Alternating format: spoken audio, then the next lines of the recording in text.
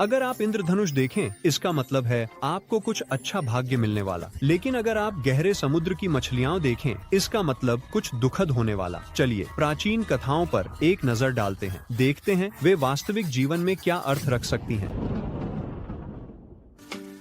अगस्त 2020 में लोगों ने कैलिफोर्निया में किसी अन्य दिन की तरह अपना दिन शुरू किया। मौसम धूपदार था, इसलिए उन्होंने समुद्र तट पर धूप सेंकने का निर्णय लिया। वे स्नॉर्कलिंग और कयाकिंग कर रहे थे जब उनमें से एक ने कुछ असामान्य देखा। एक प्रलय मछली। यह जीव 12 फीट लंबा था। इसे ऑरफिश के नाम से जाना जाता है और 1901 के बाद से कैलिफोर्निया में केवल लगभग 20 ऑरफिश तट पर आए हैं। ऑरफिश समुद्र के अज्ञात हिस्सों में रहते हैं, लेकिन वे प्रलय से क्यों जुड़े हुए हैं? जापानी लोक कथाओं के अनुसार ये प्राणी आपदा के अग्रदूत होते हैं। इन जीवों को कभी समुद्री सर्प माना जाता था और इन्हें महासागर के तल पर स्थित सुंदर महल के संदेश वाहक के रूप में जाना जाता है। बात यह है कि वे केवल सुंदर महल से बाहर निकलते हैं ताकि मानवों को किसी आपदा के बारे में चेतावनी दे सकें। इसलिए इन्हें मुख्य रूप से बुरे संकेत के रूप में जाना जाता है। और जब आप एक को देखते हैं तो आप इसके तुरंत बाद एक सुनामी या भूकंप देखने की उम्मीद कर सकते हैं। यहाँ तक कि महासागरीय वैज्ञानिक भी पुष्टि करते हैं कि यह एक प्रसिद्ध संबंध है। अब यहाँ पर यह अजीब हो जाता है। ऑरफिश 10 अगस्त को सैन डिएगो के तट पर आ गया और फिर 12 अगस्त को लॉस एंजलिस में 4.4 की तीव्रता का भूकंप आया। यह पहली बार नहीं हुआ है। 2011 में जापान में लगभग 20 ऑरफिश तोहोकू के समुद्र तटों और तटरेखाओं पर फंसे हुए पाए गए। इसके तुरंत बाद शहर में 9.0 की तीव्रता का भूकंप और सुनामी आई। फिलीपींस में भी कुछ ऐसा ही हुआ। 8 फरवरी 2017 को एक ऑरफिश देखी गई। 2 दिन बाद शहर और इसके निकटवर्ती प्रांतों में 6.7 तीव्रता का भूकंप आया। बिल्कुल, यह साबित करने का कोई तरीका नहीं है कि दोनों घटनाएं जुड़ी हुई हैं। अमेरिका का भूकंप विज्ञान समाज इस बात पर जोर देता है कि यह पूरी तरह से अंधविश्वास है। हालिया अध्ययन ने सम कोइंसिडेंसेस का विश्लेषण किया और निष्कर्ष निकाला कि यह संबंध सांख्यिकीय रूप से असत्य है।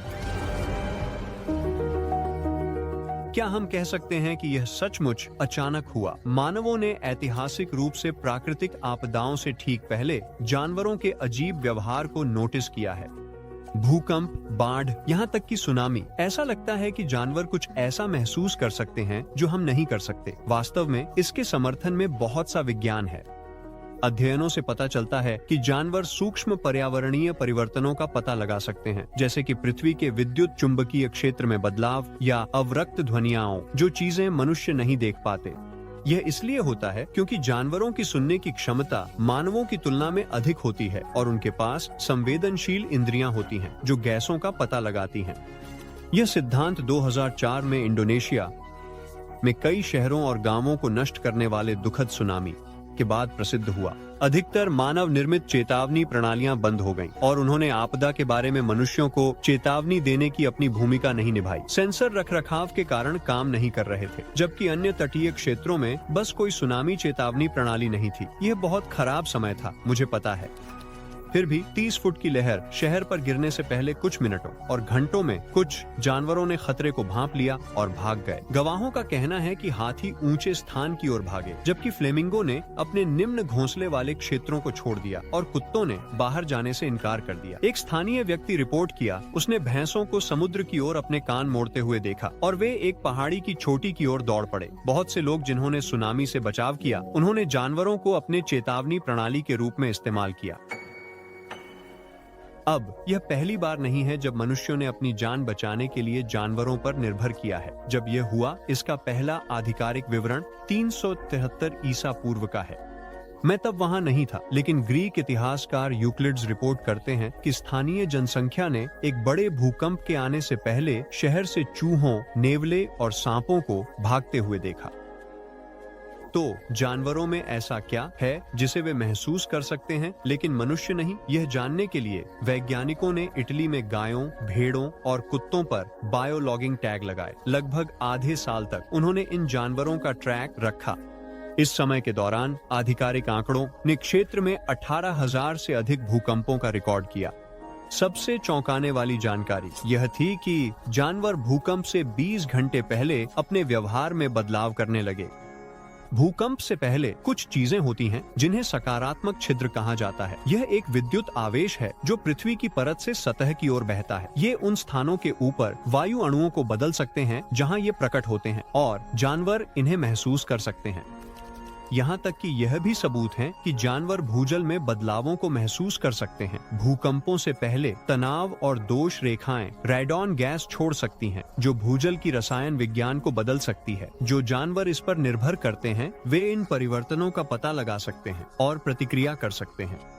पक्षी पृथ्वी के चुंबकीय क्षेत्र में बदलावों के प्रति अत्यधिक संवेदनशील होते हैं, जो भूकंप से ठीक पहले बदल सकते हैं। एक और शोध एटना पर्वत के पास हुआ। सिसिली, इटली में स्थित यह ग्रह के सबसे सक्रिय ज्वालामुखियों में से एक है। 2002 में एक विशाल विस्फोट ने एटना पर्वत के पास स्थित एक स्की लिफ्ट, 2 होटलों और कई दुकानों को नष्ट कर दिया।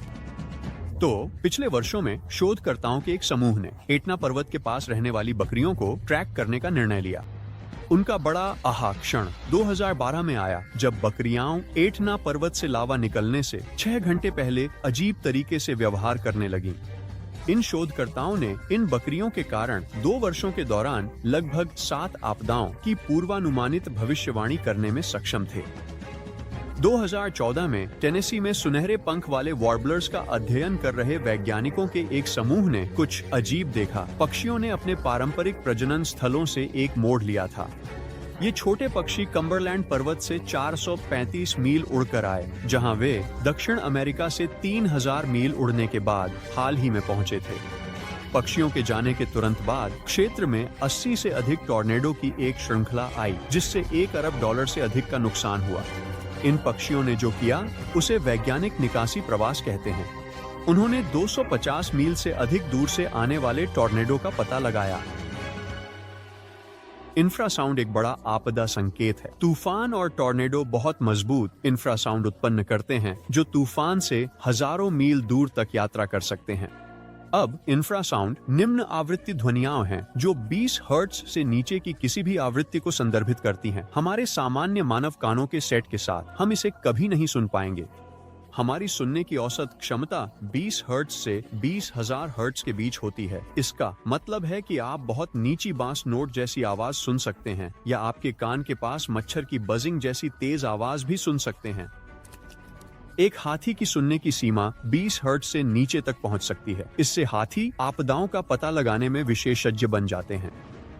वैज्ञानिकों का मानना है कि इंफ्रासाउंड का पता लगाना ही पक्षियों को तूफानों से बचने में मदद करता है जब उन्हें महासागर को पार करना होता है। आप देखिए, प्रशांत महासागर को बिल्कुल भी निष्क्रिय नहीं माना जाता है। हालांकि साहसी मानव इसे पार करने का प्रयास करते हैं, उन्हें गंभीर तूफानों और ऐसी परिस्थितियों का सामना करना पड़ता है जिन्हें उनके उपग्रह उपकरण पहचान नहीं पाते। इस बीच फ्रांस का राष्ट्रीय प्राकृतिक इतिहास संग्रहालय एक चल रहे परियोजना पर काम कर रहा है, जो प्रशांत महासागर पर अपने वार्षिक पारगमन के दौरान 100 से अधिक पक्षियों को ट्रैक कर रहा है। अंतर्राष्ट्रीय अंतरिक्ष स्टेशन की मदद से वे यह समझने की कोशिश कर रहे हैं कि ये छोटे जीव प्राकृतिक खतरों के प्रति कैसे प्रतिक्रिया करते हैं। लेकिन सभी लोग आश्वस्त नहीं हैं। कुछ वैज्ञानिकों का तर्क है, जबकि जानवर पर्यावरणीय परिवर्तनों के प्रति संवेदनशील हो सकते हैं, उनके व्यवहार के आधार पर आपदाओं की भविष्यवाणी करना बहुत जोखिम भरा है। यूएस भूवैज्ञानिक सर्वेक्षण ने यह जिक्र किया है कि आपदाओं से पहले असामान्य जानवरों के व्यवहार की कई रिपोर्ट की गई घटनाएं केवल किस्से हैं, कहानियां और रिपोर्ट, और बड़े पैमाने पर अध्ययन प्रत्यक्ष संबंध साबित नहीं हुआ। हालांकि मनुष्यों में आपदाओं की भविष्यवाणी करने की ये सुपर क्षमताएं नहीं हैं, लेकिन हमारे पास कुछ चीजें हैं जो हमारी मदद कर सकती हैं। इस पर ध्यान दें। अगली बार जब आप किसी ऐसे स्थान पर होंगे जहां बिजली गिरने वाली है, तो आपके बाल एक संकेत देंगे। यदि यह खड़ा हो जाता है तो इसका मतलब है कि बिजली आपके सुंदर व्यक्तित्व की ओर लक्षित है और आपको हिट करने वाली है। तो दौड़ो, आश्रय खोजो, एक घर के अंदर जाओ। ऐसी स्थिति में यही सबसे अच्छा कर सकते हो। आज के लिए बस इतना ही। अगर आपकी जिज्ञासा शांत हुई तो वीडियो को लाइक करें और अपने दोस्तों के साथ साझा करें, या अगर आप और अधिक चाहते हैं तो इन वीडियो पर क्लिक करें और ब्राइट साइड पर बने रहें।